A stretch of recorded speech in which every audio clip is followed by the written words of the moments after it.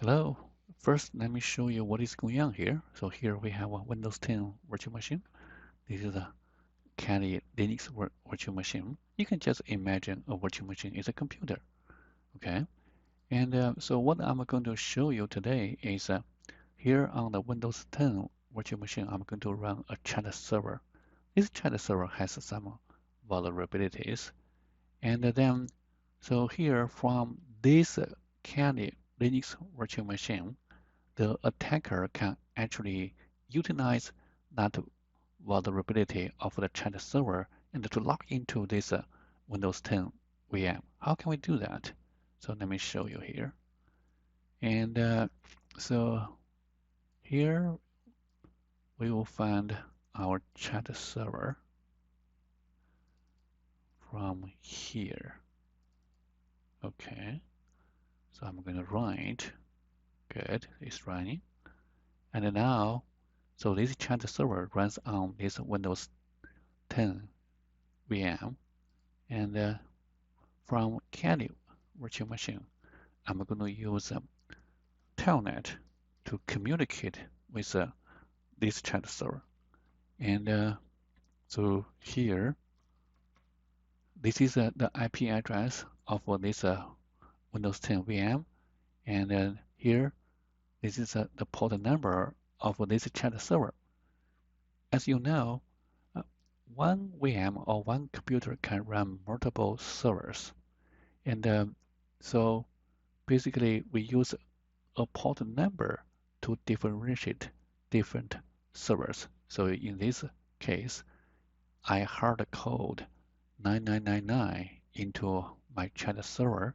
So my chat server runs at the port 9999. Okay, so now we run it, and you can see yeah, everything's good. And I want to actually emulate multiple users using the chat server.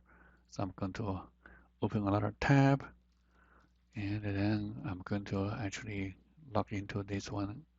I'm going to communicate with the chat server again. So these are two different users. Okay. And if you just input some garbage, uh, this actually chat server cannot tell what is going on, and so just tell you it's a no command.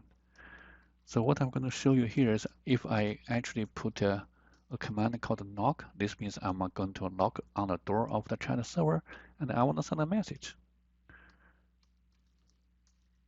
Here is me. Okay, so when I actually input the command, I should be able to see the message here. Okay, because here the chat server just broadcasts every message to everybody else. Okay, so you can see it receive it. Good. And if I actually open another tab doing the same thing,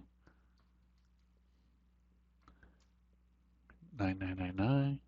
Okay, so now if I send a message from here, then this two guy will receive it. Knock. Here is Alice. Great. Right. See, it receive it. Here's Alice. Good. So what I'm going to show you is how we use actually the vulnerability of the chat server to get into this virtual machine from the Kali VM. So we assume this is the bad guy, right? So let me show you how we do it. And so what we are going to do here is I'm going to use a program and to exploit that vulnerability. And to do that, so I need to first create something. History will show all the commands I used before. So I'm going to actually run the command for 81. You can also input the whole commands, but I'm lazy, so I'm just do this to reuse that command. Great.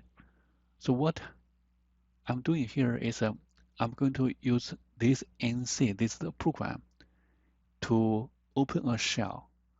Okay. And on this Windows 10 VM, basically I'm going to open a console at this cat VM. And so when I deploy the attack, and I'm going to get a console of this Windows 10 VM. It's like I'm actually getting into this Windows 10 VM. Now I can do whatever I want. So let me show you. Okay, here is what I'm going to do here. Okay, and so I'm just going to use Python 3, and the reverse shell means I want to get actually a shell from Windows 10 VM. So let's see what happens. Great. Okay, so now you can see I got the Windows 10 console, and if I go to here, go to workshop.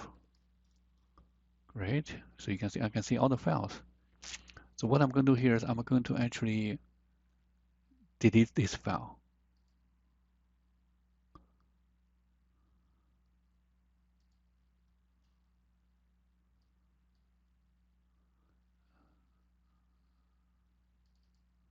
So I'm going to delete this file called power.exe, right? It's here.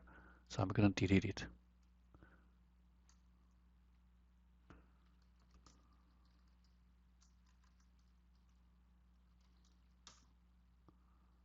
See? Although Windows was very smart, Windows actually just deleted our vulnerable chat server. And so if we come to here, you don't see that vulnserver.exe file anymore because Windows thought that the program has some issues, but the damage is already done. You can see I can still do something bad in maybe your computer, right? So this is what is happening here, okay? And so let's see what's happening to other here. Or you can see this one is still running. Okay, so it just deleted the file. Everything's still working. But I already messed up everything here, so I don't think it will do anything good. So even I actually input some message here, and I don't think other Telnet sessions will receive my message here, right? I don't think so. No, because I already messed up the chat server. So okay. So good. So this is basically this kind of attack, how an attacker can get into your computer. So now I'm going to show you another attack, right? And to do this attack, we need to get the exe file again. And so let me get into this folder. I need to compile it, but I can't remember the command to compile it, but I have the record here. So I'm going to just compile it. So now everything's good. So I'm getting the exe file back. Okay, great. So let's run this again. Okay. And so I want to show you I can use a similar vulnerability to kill this server. Okay, so let me show you here. Again, I'm going to do this. So everything's good. I'm going to do the same thing here. Good. Knock.